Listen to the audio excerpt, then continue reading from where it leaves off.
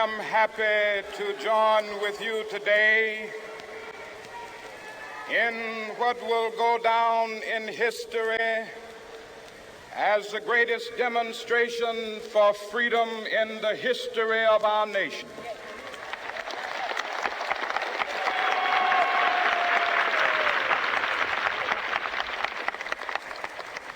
Five score years ago, a great American in whose symbolic shadow we stand today signed the Emancipation Proclamation. This momentous decree came as a great beacon light of hope to millions of Negro slaves who had been seared in the flames of withering injustice. It came as a joyous daybreak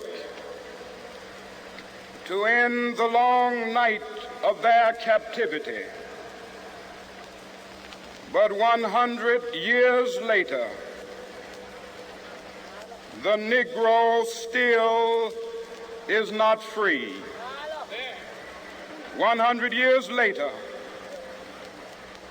the life of the Negro is still sadly crippled by the manacles of segregation and the chains of discrimination.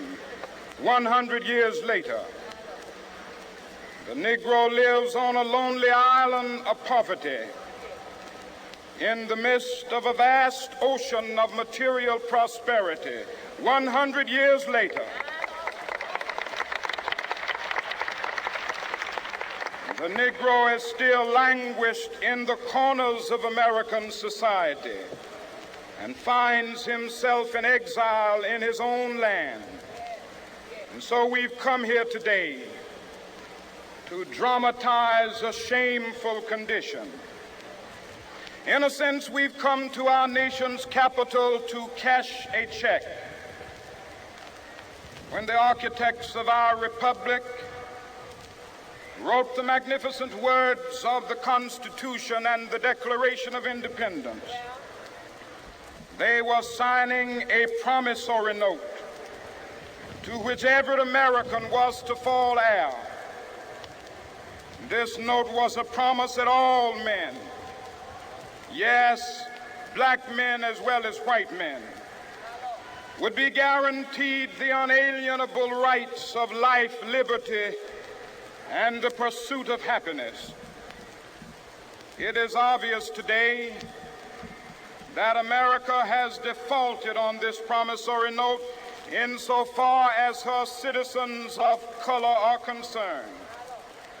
Instead of honoring this sacred obligation, America has given the Negro people a bad check, a check which has come back marked insufficient funds.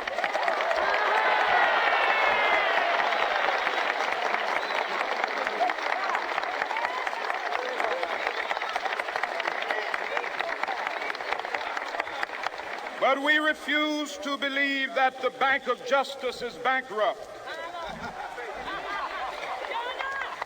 We refuse to believe that there are insufficient funds in the great vaults of opportunity of this nation. And so we've come to cash this check, a check that will give us upon demand the riches of freedom and the security of justice.